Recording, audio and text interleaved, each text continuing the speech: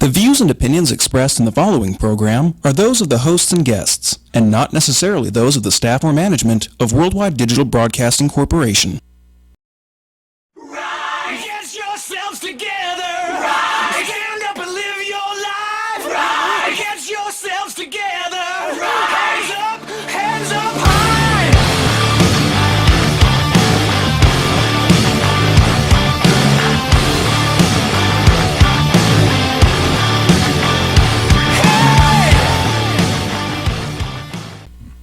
Welcome to the Rise Above New Year's show. I am Joe Perroni. I'm Heidi Mancini.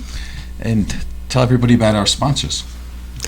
Well, as you know, we're always looking for sponsors. We're going into the new year, so we want some sponsors for our show. So if you would like us to advertise your service or a product, we'll help do that on our radio show, our TV show, and also on Facebook, Twitter, Instagram, all the major social media sites that we're on.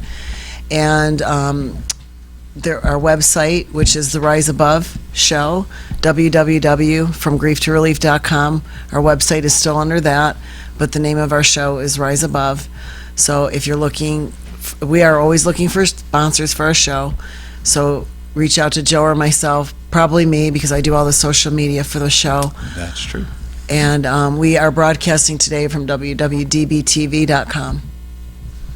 So what we're looking for is to develop a team, especially for the new year, because we're going to make a few changes. We're going to get rid of a few things, and we're going to add some others. So what we're really looking for with this Rise Above is, if you want to join our team to help other people, we're talking about rise above your genetics, rise above fear, rise above your anxiety, rise above a lot of these things that we're going to be talking about today, and you just want to help people, and you want a platform to do it. You want to come on the show, or if you're out there and you need help in any which way, shape, or form, you can contact Heidi or me, and you can ask us questions, and we can actually, we can write a show about that, and I guess you can do it anonymously, right? So, Well, one of the things that I'm going to start doing in the new year, and I've been talking about this for a couple of years now, is I am going to be doing a fitness section, and it's not fitness per se. We're going to experiment a little bit with tips on nutrition in the beginning. And I was asked to do some type of video with some type of workout or something for the female clients and male clients. I'm sure they can use it too. And so we're going to be bringing that into the new year too, a little more fitness to our show. Joe is a marriage and family counselor along with a personal trainer. I am a stylist, and I also do wellness coaching for women along with the radio show. So one of our interest should be what I'd like to bring into the show is the health part of psychology, because if you're not eating right, if you're making bad food choices, you're not breathing and exercising, whether it be to go for a walk every day, you don't have to get into supposedly join a gym, because most people join gyms in January, and by March they quit, because once again it comes down to, if you don't adapt to a healthy lifestyle, which means being aware of your food choices, eating on a regular basis, put some kind of exercise in there that you enjoy, not what, everybody tells you should join Pilates or join a gym. Some people like to swim. I happen to like to walk my dogs. If I could get away with just walking my dogs twice a day and not anything else, I would do that. So we're going to be bringing in the new year with that. So look forward to some nutrition tips from myself that I want to try to put into the show. That's I don't know where we're going to put it in the show, but somewhere we're going to try to bring in the new year and help people out, because I get questions a lot from people about food choices and supplement choices, and we assume because we're in it, we know it, that everybody else does, and they don't. They're barraged with all the lies and all the fake advertising on TV, the quick fixer. Yeah, I'm glad you said that, because one of the things that I get a little confused with is that I have to actually ask people what they need. And I'll tell you why, because I've been in fitness and the nutrition part my whole life. And we're talking like 40 years. So I assume that other people sometimes know what I'm talking about. Or when I'm reading something, when I know it's totally fabricated, or if it's only there just to make money and most of it's not true, like I can read through that and know it's false immediately.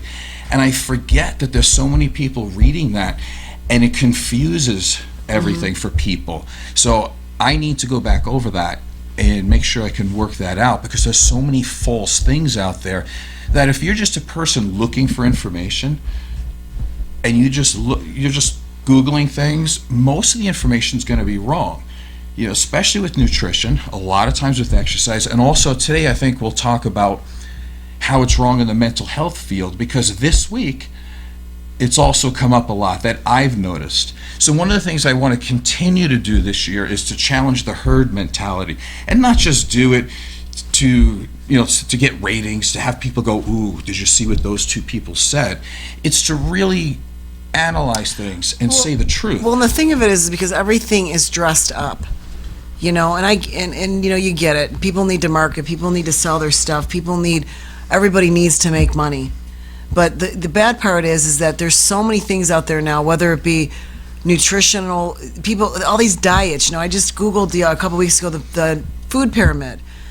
And ironically, the bottom of like 50 charts was the new food pyramid, which has been restructured, that high on that list would be your vegetables, your proteins, and breads, and all the carbohydrates are at the bottom. The food charts that we've been raised on, carbohydrates were at the top, and they were your major food source. Well, you have to really dig to find the new food chart.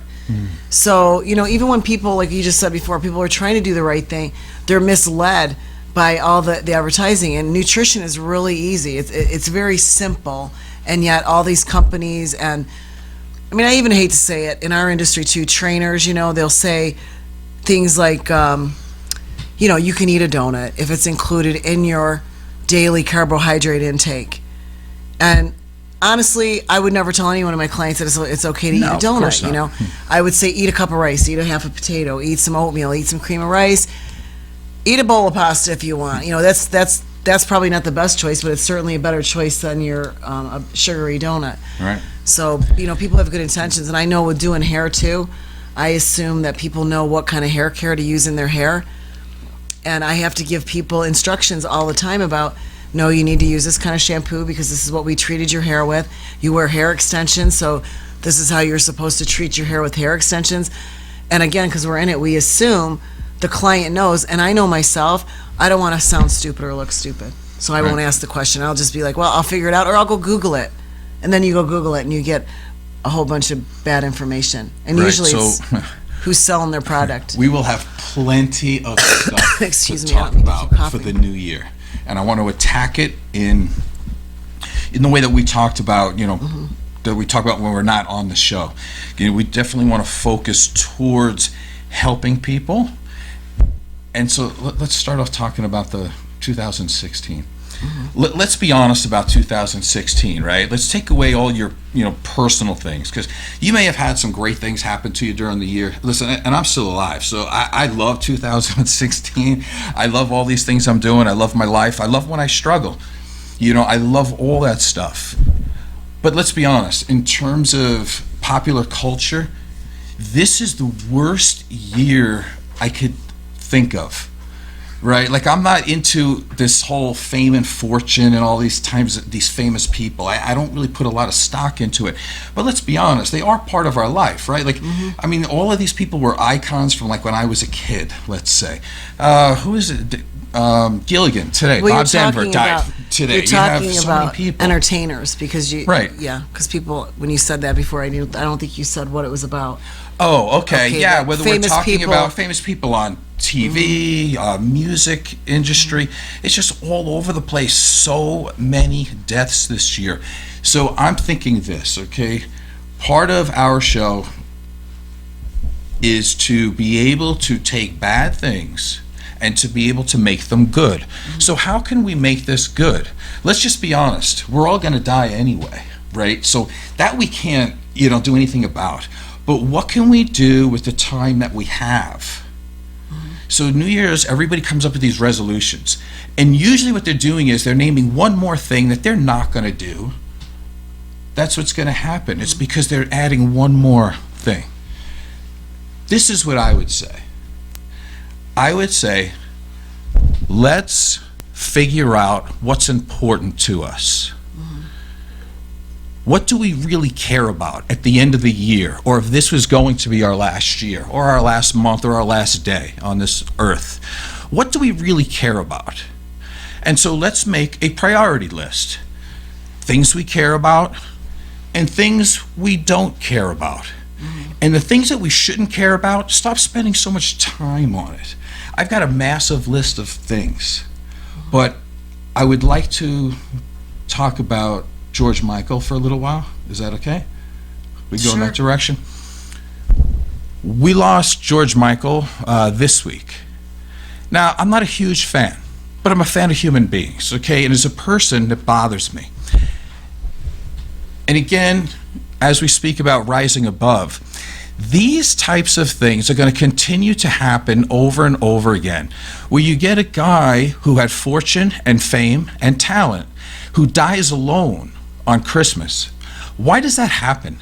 You know, and of course the papers and everything, the news says, well, it was natural causes at first. He died peacefully. And then all of a sudden it was his heart. And then we find out that it was heroin. Mm-hmm. And now we talk about the worldwide drug problem. Well, if you're going to take that stance, I'm going to have to take the other stance and say, we need to challenge the herd mentality. He did not die from heroin. He died from a broken heart, period. Here was a guy who was hurting the last 20 years, and the guy is too rich to have a good enough friend to talk to him about his problems. That's what it comes down to be, because once again, cause of death, heroin abuse. No, it's self-abuse. What was going on inside this guy's heart that he disliked his life so much that he had to waste it on drugs for, like they said, the last 20 years of his life? With all of his fame and notoriety, well, and I think why is he in... Because I think, and I'm going to address this too, is there's a lack of gratitude. Absolutely. Because the other thing that goes along with that is, you know, we live in a society that, yes, people are on drugs, people are being prescribed drugs because there's a, you know, it's, you said this before too, it's a circular thing. You know, everybody's getting something out of it. You know, absolutely, from they are. The drug addict to the doctors to the you know, the families involved in that, because they're usually enablers because they don't want to hurt their loved one. But the person, you know, you take somebody like George Michael, and I see a guy that, again, he was talented, good looking, made a crap load of money back in the 80s, early 90s. What are you so ungrateful for? You know, I get the whole emotional turmoil that whatever happened to him, whether he was raped as a kid, whatever his situation was. I don't know the backstory on him, but I do know that one of the things I get a little unnerved with is that you've got people that make that kind of money, that kind of fame, that kind of everything that, you know, you'd say, well, what is your struggle, man? You know, there's musicians out there that are playing on the street corners. They're in little dumpy bars. There's comedians out there that are amazing, and you never know of them.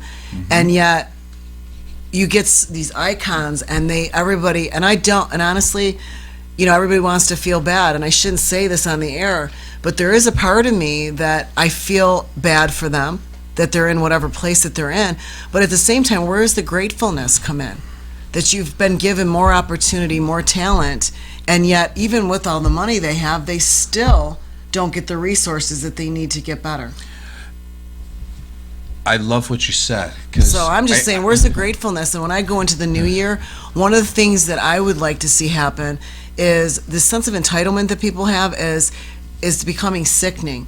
That they feel that because this has happened to me, it gives me a sense of entitlement. You see it all over social media now, Instagram, to, I want to say, objectify themselves. You know, we used to talk about objectification of women. You know, women are being objectified, but people now are objectifying themselves by the whole thing. Well, I'm a drug addict, and I was abused, and I was raped, and I'm going to do drugs because, you know, I get that there's a struggle in life. I get it. But I do have a really hard time identifying with a celebrity that has no money issues that we know of. They're, again, in the limelight. They get all the adoration. Like, you can't tell me that when, you're on stage and you've got all these fans and they're yelling and you're so amazing, you're so this, that, and the other thing, that at some level that doesn't feed them in some way. And my whole thing is always, and like I said, I'm over it. I'm actually, I don't know if it's, we do a lot of work on this, and the more you read, I don't read as much as you do, but I'm around people.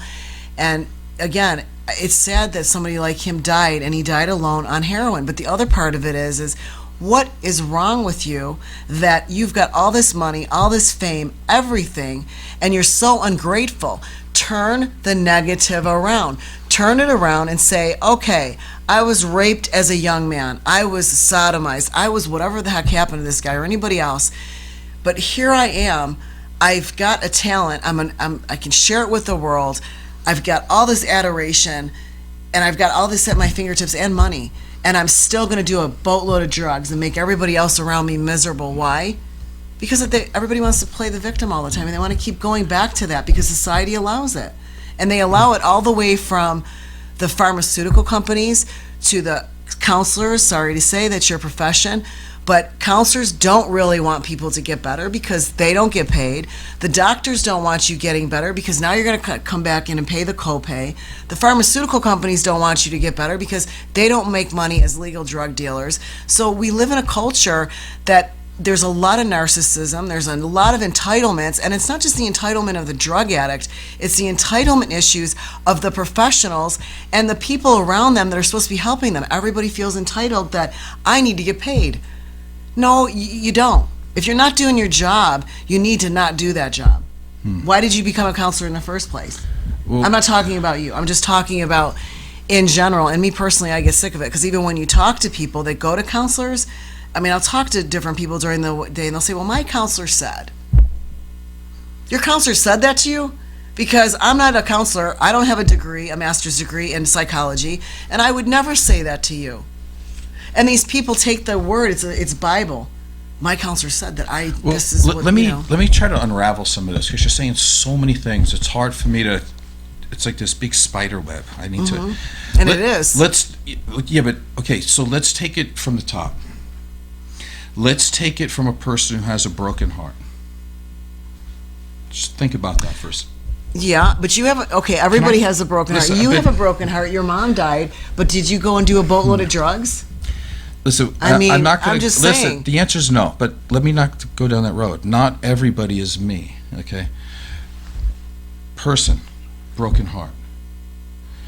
They don't want to be seen. They might have a lot of talent. Unbeknownst to them, they become bigger and more famous than they ever could have believed. Now you're shining a spotlight on a person who knows deep down inside they feel flawed and less than and is a terrible human being. That's their core belief. And now we stare at them every day. You're not even allowed to go to the store without somebody writing a story. So let's say, just to give you an example, let's say I'm totally embarrassed of this hand, right? I cut this pinky off. This one was dislocated. I'm embarrassed, right? I'll sit here. I bite my nail, so I hide it. What if you put the close-up on it and let the world see how ugly I believe I really am? Okay, so that's the difference. Is that the external reward of making money and having fame and fortune is exactly what I talk about. If you don't love yourself, the fame and fortune will kill you quicker. That's what happens. So as an American mostly society that's very capitalistic, we think all your problems are solved by giving you a check, by giving you a nice car. But now all you have is a very hurt human being who's driving in a nice car. Or you get a hurt human being that has a ton of more money to spend on drugs. That's what happens. The money does not solve their problems. We like to think that if we had money, it would solve all of our problems. But it just makes our problems bigger. So the whole thing that I would talk about in Rising Above is, number one, and I agree, it makes your problems go to it the makes heart. the problems bigger. But I also believe, because in the same sentence you're saying again, and I don't want to whatever, but I'm going to say this. You just said that the more money you have, the more of I'm going to use the word entitlement, the more entitlement is to do more drugs and more self-destruction. Again, that's an out. It's saying to the person, yes, you have a problem, you have even more money and more ways to abuse your body. And that makes it right in their brain, or whoever. Listen, they don't think of the drugs as causing a problem. They think of the drugs as their solution to their inner pain because they're numbing themselves. That's what it is. Okay, let's take it externally a little bit. You don't think that the drugs are, what did you just say? That they don't think that the drugs are hurting them? Oh no, they know that it hurts in the long run, but the instant gratification is that I'm in pain now, so give me the drug now to anesthetize me. Right. Okay, and I get that. But on the outside of all that, they're doing that to themselves. So what are they doing to the people around them? And my thing is, as we said earlier in the show, where are all these people that should be around these drug addicts, these people that are drowning their pain in alcohol, drugs, sex, because there's sex addiction, there's all kinds of stuff. My thing is okay, but what are they doing to the people around them while they're numbing themselves? So now you're taking a person that doesn't care about the people on the external But let me part. answer that. They're hurting them. And why would they do that? Because they're hurt themselves, and they don't think they can do any better. That's the best they can do in that moment. And trust me, those people don't enjoy hurting people. That's part of why they end up cycling and using again, because they look at all the people around them and they know that. And then that's why a good percentage of them commit suicide, because they don't feel worthy to be around people who actually care about them. That's what I'm trying to get here is, with this George Michael thing, to use that as an example, is that if we continue to say it's a drug problem and it's not a broken heart problem, we'll continue to go down this road over and over and over again. We have to get at the psyche of the human being and stop thinking that if somebody's famous and they make more money, that solves the problem. It makes them feel worse.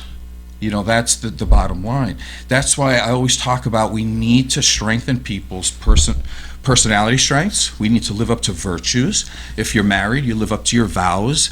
These are things that you need to live up to, not to always aspire like the Tony Robbins of the world or the Joel Osteens of the world that are like prosperity preachers. They say everybody's life is going to be good once you have that brand new Cadillac. And it doesn't matter. It's about feeling good inside.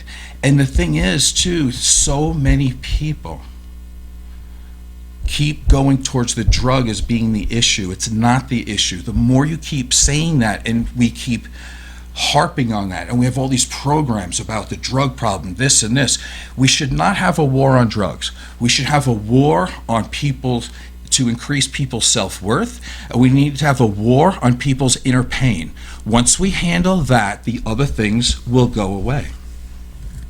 Let me use another example because it happened this week too. That I can use it. John knows this guy by name. Not too many people know him. Do you know who Pete Best is? Nope. Pete Best was the original drummer for the Beatles. Think about the that. Ringo Starr, yeah. Think about that. Here's a guy who was in the Beatles and got thrown out of the Beatles before they recorded a song to make any money. I mean, he was on some recordings, but that's beside the point. Ask yourself if the fame and fortune would have helped him, right? Like, you would think a guy like that, if we put it in reverse, okay, you got thrown out of the Beatles. Every day for the rest of your life, you have to know that you are not the Beatles. You are not famous. You are nothing. Everywhere you look, listen to the radio, Beatles, Beatles, Beatles, everywhere. This guy was a civil servant in England for 20 years. That's what he did. Normal job. Normal job. He was asked about his life. Is he 70, 74, 75 years old now? About being fired for the Beatles. You know what he said? It was the greatest thing that has ever happened to me, is what he said. You want to know why? Because his self-esteem was not built on being famous. Do you know what he has that none of the guys in the Beatles have? He's been married to the same woman for 50 years. He has 2 children that love him to death. And he has the time to play with his 4 grandchildren. And he doesn't have cameras being pushed down his throat. He's not on the news every day. He is a normal, hardworking man that has a story for his grandkids about he played for the Beatles. And you know why he got thrown out of the Beatles? Because he was the good-looking one. Oh. Paul McCartney hated him because the girls paid more attention to him.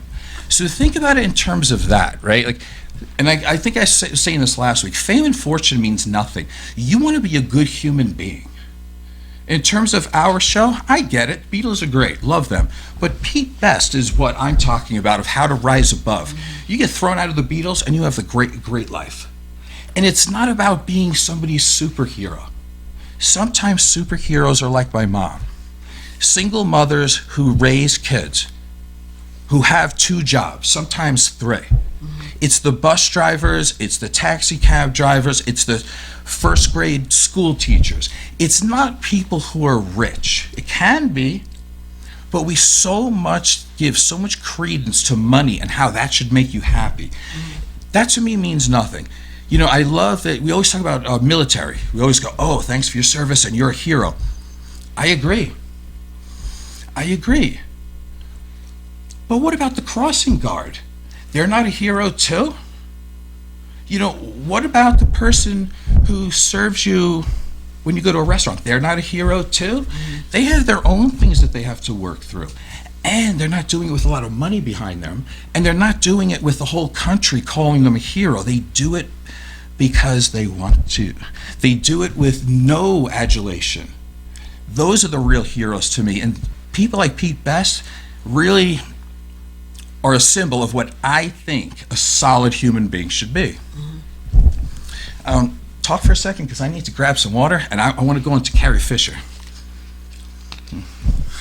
Say something. Well, I agree with everything that you're saying. I mean, I just want to go into the new year, and I think one of the things that people should maybe try to remember is be grateful, because I think as long as, and even for myself, when I start feeling a little low, somebody put something on Facebook this morning about people putting all the highlights of their life on Facebook and how fake it is and everything else. And, I have to agree with that, because most people don't put on there that they're fighting with their boyfriend. They're, I can't stand my wife, I'm cheating on my girlfriend.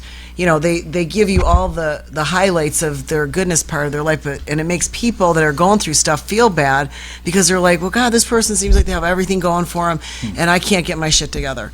But I think that it's a thing of gratitude. It's about, because I get down too, I think, well, maybe I could be doing more, or why don't things always turn out the way you want them to, or why does a client leave me, or what, those type of things. And you just have to try to find the gratitude in that, remember, the positive part of why you're doing what you're doing, and just be grateful that, I guess I should be grateful that I'm the age I am, and I get up every day and work out, and I work, drive my car, I can walk, I don't have major health problems yet.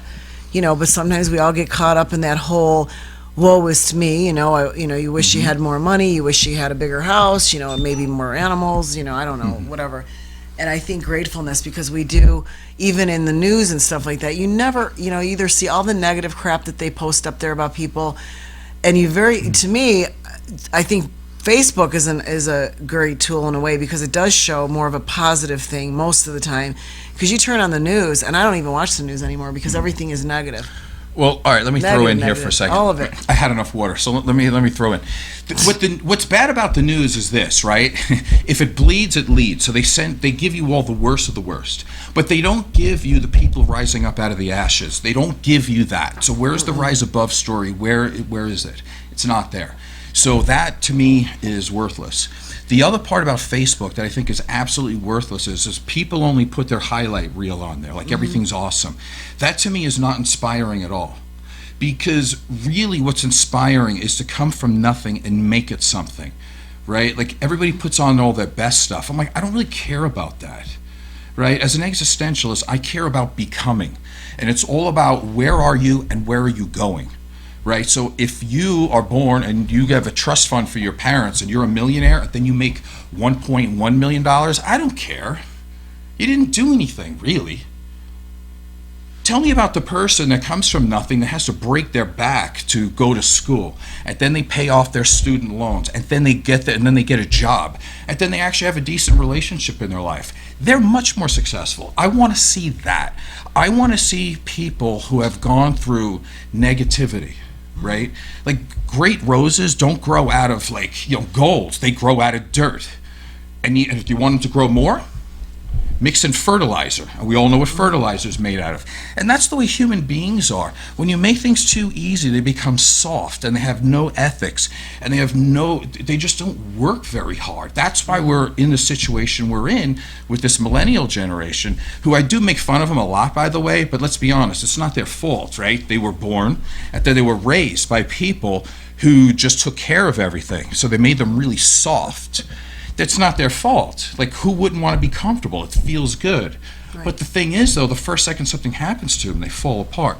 I want to take this Carrie Fisher thing for a second, too, because I'm going to challenge the herd mentality. She died of a heart attack. Very sad, 60 years old. Now, they're coming out saying that she was a champion and her mother, too, because they talked about mental health, right? They said that she had bipolar. And everybody goes, oh my God, it's bipolar. She was born with that. It's genetic. So she needed to take all these drugs to combat that. And then she was taking over-the-counter drugs. And then she was taking, drugs from her dealer down the street. And then she was taking prescribed medication. And we talk about this as, oh my God, she had this illness. And then the mother listen, I don't have a bad word to say about her, because she ended up dying too, by the way. It's just a terrible year. She did the best she could with what she had. And she did the best she could with the knowledge that's given to her by supposed experts. But let's be honest. Bipolar is not leukemia, okay? You need to understand that. Bipolar is not cancer. It's chosen when you're young. It's how you cope with a sick environment, an invalidating environment that's around you. It's through incredible trauma that makes you emotionally dysregulated. You go up, you go down, you go up, you go down. When people are manic and they talk fast and they say things impulsively, if you were to ask them why they do that, they would say, because nobody listens to me. That's the answer you would get, because they were in an environment where nobody paid attention to them. They're not crazy. The environment doesn't support them. When a person says that they're depressed from a young age, depression means that the environment around them was not conducive to them showing their emotions. So a young child who comes into this world needy, naked, totally dependent upon their caregivers, looks at that caregiver, wants attachment, and doesn't get it. What are they going to do? They're not allowed to show emotion. And when they do, it's met with indifference and neglect. That is why these things are caused. So everybody's like, and it's terrible, 2 more deaths, and it just destroys me because I'm in that business. But what destroys me just as much is how many people are going to say she was born with it. Oh, too bad, so sad. No is preventable. That's the point. Make one person stand up and say, emotional dysregulated person. It's not a disease. It's because of the environment. And that's the way it is. Now people go, okay, well, how bad could our environment be? Just a quick little check here. Her parents were famous, okay? They were never really parents. She even has a quote saying, my parents were everybody else's parents. They meant more to the public than they ever meant to me. Eddie Fisher, sperm donor, never a father. So let's subtract a father. Let's take a mother who had no emotional capabilities of being a mother, got remarried the next year. I mean, why be a good mother when you can just get remarried to another famous person who, this whole bit, right? And it goes on and on. She was on major drugs by the time she was 13 years old. So people don't want to talk about the trauma. They want to say, oh, It's this bipolar, because nobody wanted to talk about the family issues. She had so much money. And what you said before, I think, is totally true. Why can't some of these people look for help? I'm going to give you the answer. Because sometimes they do, but the help is pointing the other way. Because people are so interested in making money off of them. Like even now when I talk, I can tell you 95% of therapists right now are going, shh, don't tell people that. We need to make money selling drugs. Don't say that, because we have to be better therapists. We have to look into the childhood trauma. And it's so hard to do. You know how hard it is? It's like brainwashing from the day you're born, when you're around parents, or sometimes no parent that cares about you. It is so hard. Everything you say is met with either negativity, violence, total abandonment. You don't know who you are. You have no identity. If you were to ask Carrie Fisher what her identity is, she would tell you, I don't know, Princess Leia. Princess Leia is fake. It's not real. You know who her best friend is? Her dog, which is awesome because I love dogs too. But let's be honest. She did try to get married, by the way. I wonder how she chose her partner, because her partner divorced her and married a guy. So, I mean, listen, I don't care if you're bisexual, gay, or what, but it's really odd. Why would you pick a guy who's gay? Because maybe you can't have an intense emotional connection with somebody? Well, ooh, who would have thought that other than me? Okay, I'm listening to everything you're saying to me. Yes. And to everybody else out there. But there's children, and here we go again with this. There are children that I know that had horrendous upbringings, and they're come out of it, and through their choices and through resources, whatever they did not end up that way. Bipolar disorder and whatever else you're talking about. In my head, I know 2 individuals right now off the top of my head that were sexually abused, beat up, and True. These kids, they're amazing. They smile, they have hope, they have a really good attitude, they're going to have amazing futures ahead of them, and yet people will always say it's your environment that makes you who you are. And I'm not sure I'm sold on that either 100%, because there's kids that have been abused and they come out, they go to school, they're not abusers themselves, they end up having productive, somewhat healthy But again, lives. I like where you're going, because a lot of people think like that. And if you say it, there's probably thousands that think like that. And I love that. It's hard to say, right? Nothing in this world is 100% to 0%. Nothing. But as a general rule, if you have a hornet's nest right here, and you want to traumatize it, and you want to punch it, half the hornets will go this way, half the hornets will go that way. Some will end up drug addicted, some will end up with a victim mentality, some will learn helplessness.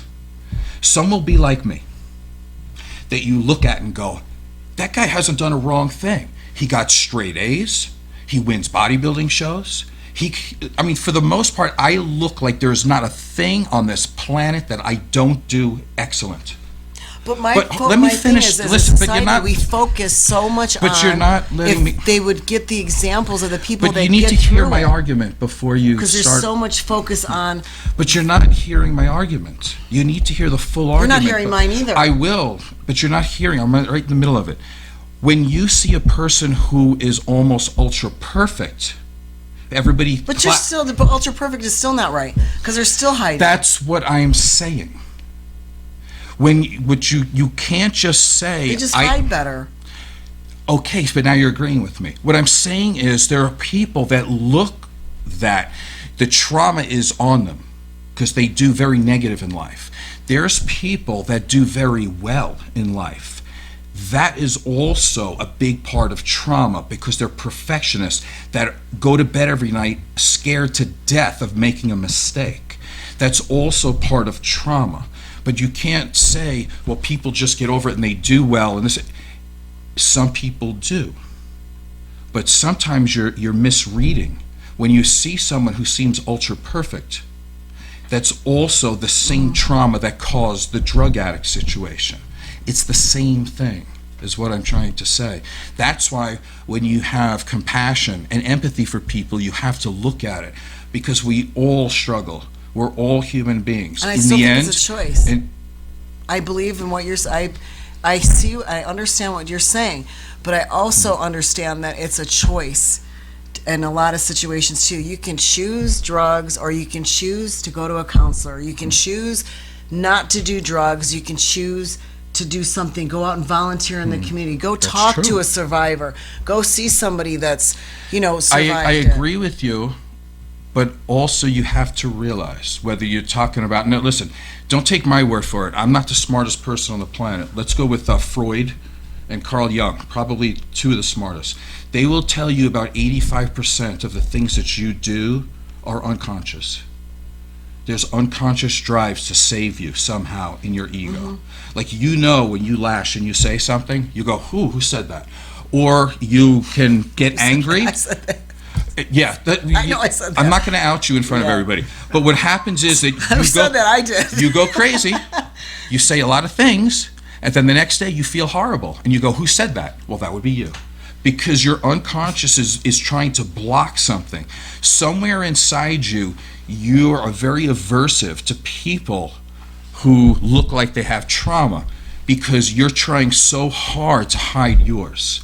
And that's really the way it works. Now, you'll smile and put it off when we go to commercial break. I'm going to take a beating here, aren't I? You're talking about that because, again, it always comes on to how awesome you are and how awesome I'm not. I just finished telling you that when you hit the hornet's nest, I am a prime example of a major trauma person. And I've said that almost every day for 4 years when we've done this show. That's what I keep trying to say. So you didn't hear it. I'm responsible for the message given. You can hear it any way you want. I didn't get it. I said Sorry. it last week. I said it this week, and I'll repeatedly say it. That's why I want to have a show called Rise Above, because I was not born perfect in any way, shape, or form. I feel it. Every time you say something, I feel it in here, but then I try to act appropriately. And it's because of early trauma. It's from all the other things. I said I used to fight for every breath I took when I was a kid. I was not allowed to play sports when I was a kid. I felt always less than.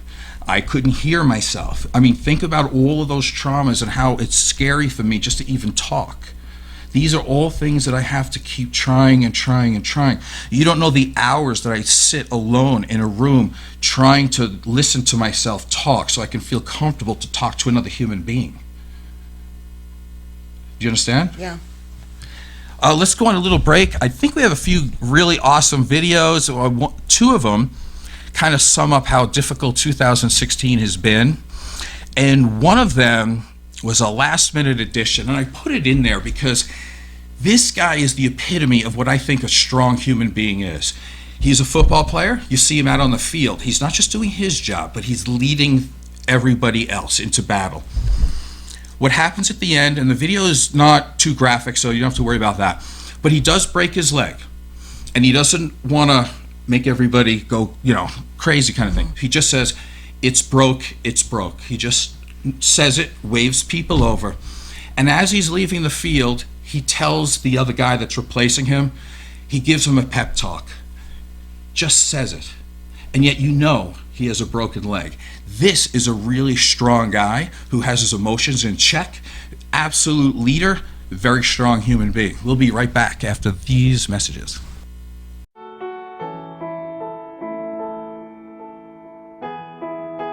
I've always found that I collect. I'm a collector. And I've always just seemed to collect personalities, ideas.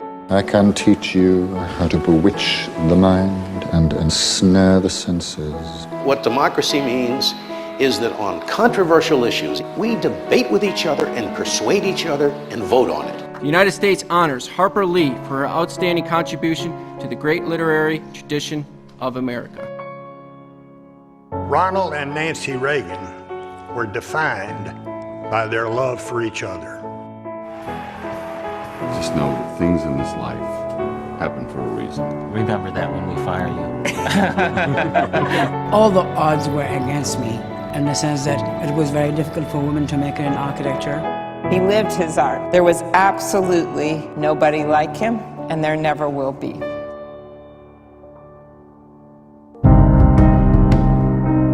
I want to make one prediction. I'm not calling around. I predict that when I meet Joe Frazier, this will be like a good amateur fighting a real professional. I've seen war. I've seen what it does to the victims.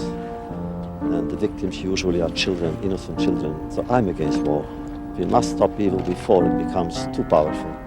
Come with me, and you'll be in a world of pure imagination. And here's the golfer who is the master today, Arnold Palmer.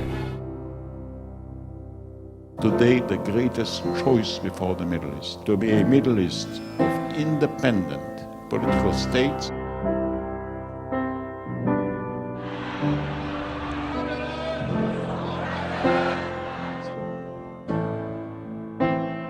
I am trying to do my duty under the Independent Counsel statute and under the law.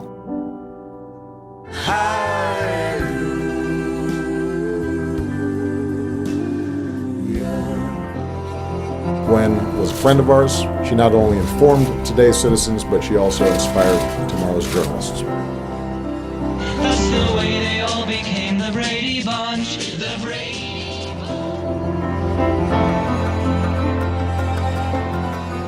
Are you a communist, Fidel? Well, wait for the history.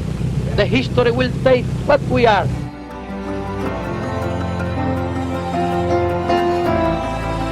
May the Weewins be with you, Thomas. Good Lord, ride all the way. Godspeed, John Glenn.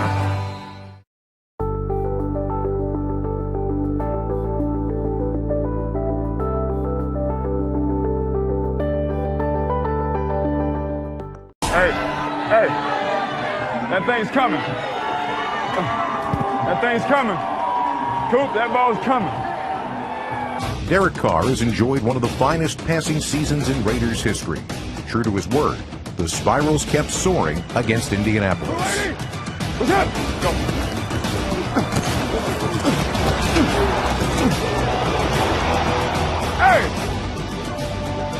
Hey, stop talking with this dude, man. He ain't nobody. Stop talking with him. Hey, stop talking, man. Just play ball, man. Stop talking. Hey, Chef.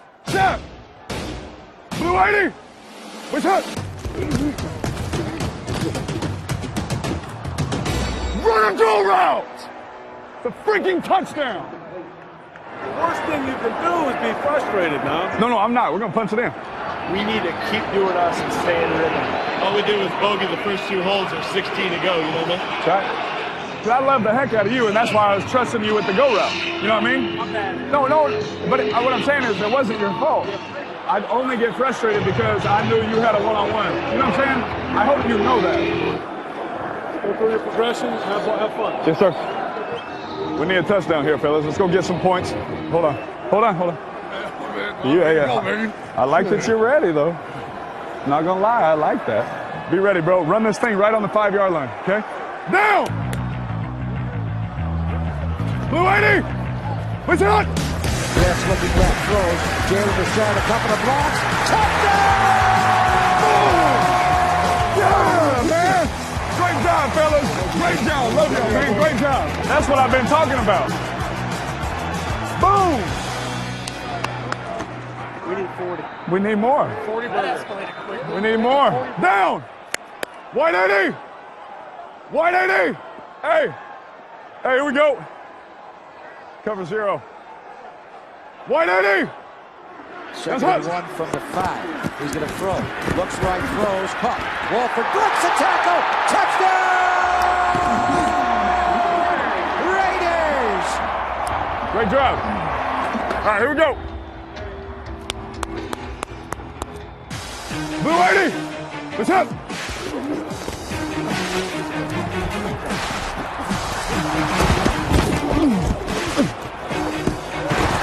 That's it! Come back.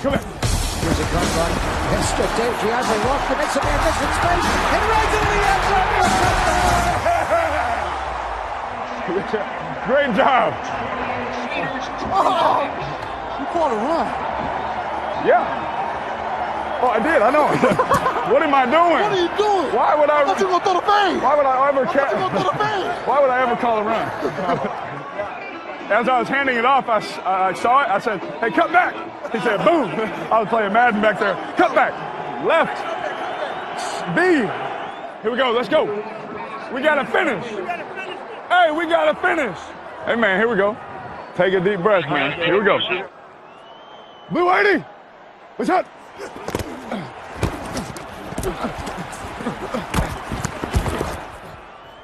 It's broke. It's broke.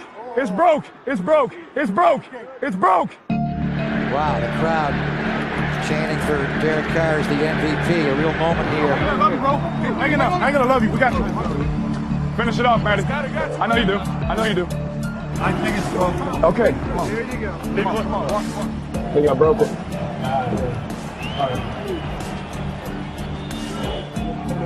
Well, the Raiders win, but in a large respect, this feels like a loss today with the injury to Derek Carr, but they do win.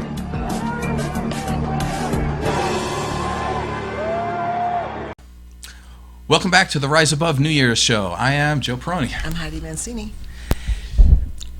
So with the amount of deaths, it was so, I don't know, I'm laughing about that. It was so prominent this year that it obviously makes it that, puts it front and center that we should care a lot more about what we're doing this year and make our priority list. Things we should care about and things that we don't really need to care about that much. So Care about other people more. Let's try that. Let's try that on for a size. Let's say instead of caring about myself and being a narcissist and a millennium selfish, self-centered person, why don't we decide I'm gonna worry about you. What's going on in your life? Let me worry about you and take the attention off yourself. And then when I'm worrying about you, you can worry about me. And it puts a whole different twist on, instead of focusing on your own self and going, oh, I feel so bad because I'm not doing this or that, focus on the other person. All right. Fair enough. See, I'm going to care more about you this coming year. I'm going to care about my partner more and their needs than myself, and see where that gets the relationship, opposed to it always being about us. And that could be your job. It could be a personal relationship. It could be here at the radio station. How can I make things better for you, John, to run the show? Bring more shows. Right. There you go. You know, I mean, how can I make your life better instead of me worrying about how I can make my life better and what's going wrong in my life or right or whatever it is? What can I do to make your life better? What'll make you smile? What'll take some stress off of you? But as a society, like you said, we get wrapped up in our own stuff and we start making it always about us. I don't make enough money. I don't have enough friends. I don't have a kid. I don't have, whatever it might be. So what do you want? Well, I like where you're going with that, because a lot of times I'll get a couple, they'll be on my couch, and what they'll come in. Are they on the couch together? Are they on the couch it's interesting together? you say that, because I know right off the top that it's going to be a problem, because I have a couch and a chair. Yeah, so somebody's sitting on the couch and somebody's on the chair, right? They're probably not sitting next. I'm allowed to say that because I'm not saying name. Yeah, usually they do. Usually one person will sit on the yeah, will sit on the chair, and then the other person will not even, they go like this. They go. No, they go like this. Like, I'm sitting, and then you go over there.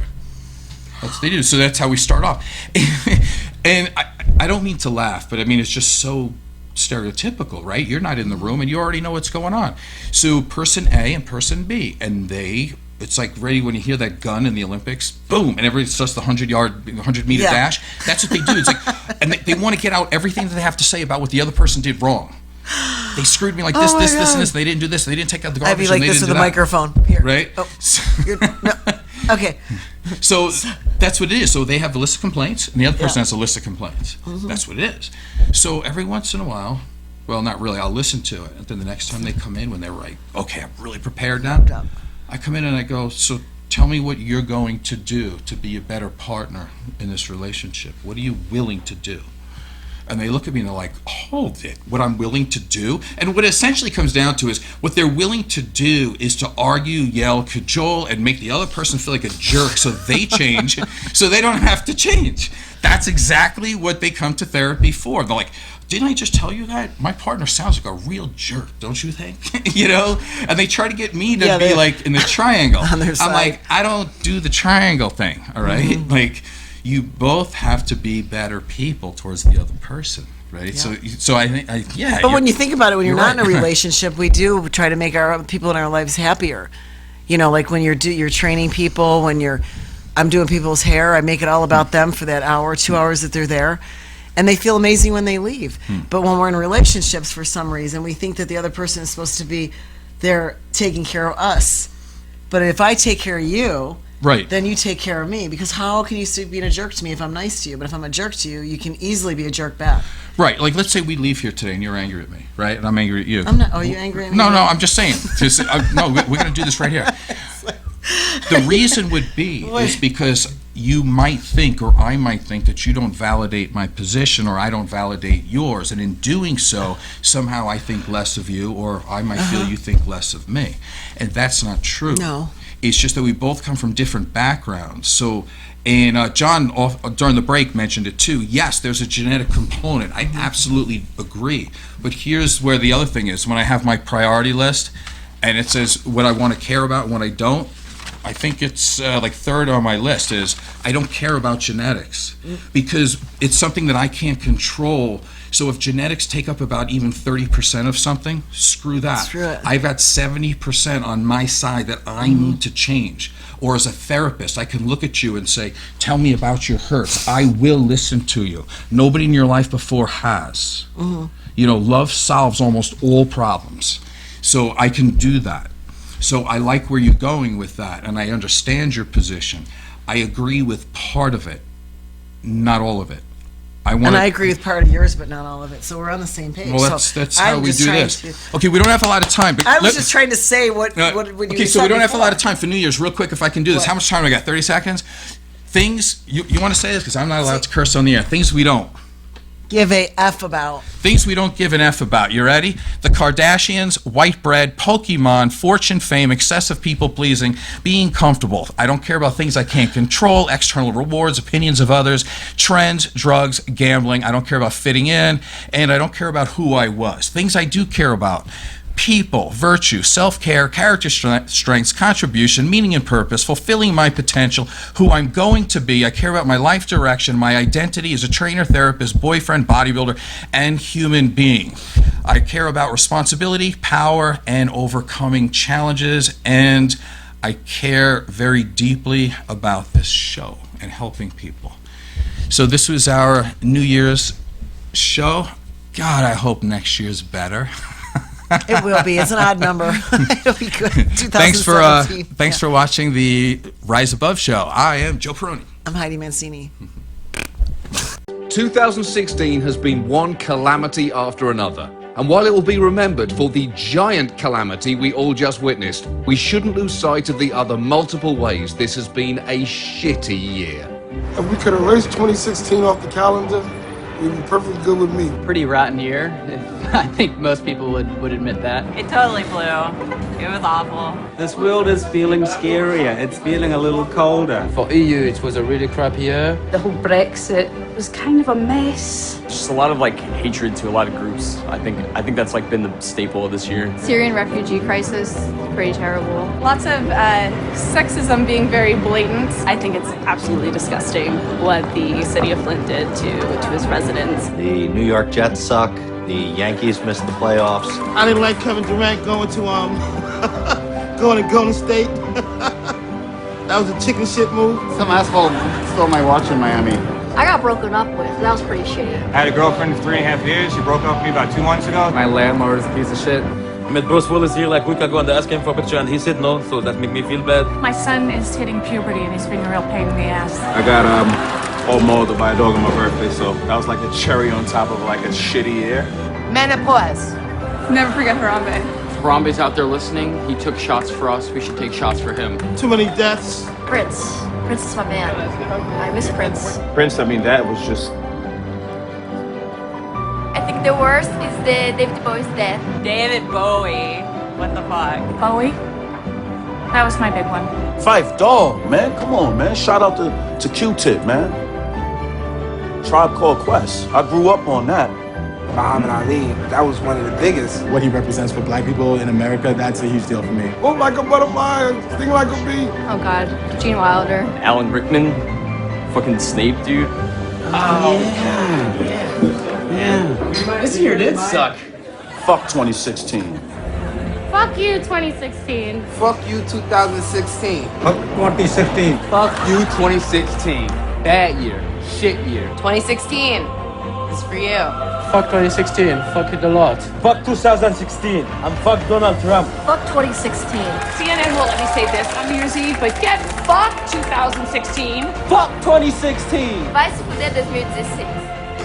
What is this, mayonnaise? Fuck 2016. Fuck you, 2016. Fuck you, 2016. 2016, fuck off. 2016 falls well below my standards of quality. Fuck 2016. Fuck you, 2016. Hey, 2016. Go punch yourself in the dick. Fuck this year. Fuck you, 2016. Fuck you, 2016. Fuck you, John Oliver. Hey, 2016. Fuck you. And hey, 2017. Fuck you too. I hate you already. Fuck you, 2016. You're asking me. Fuck 2016. Fuck 2016! 2016. From the bottom of my heart, go fuck yourself. Fuck you, 2016. Fuck you.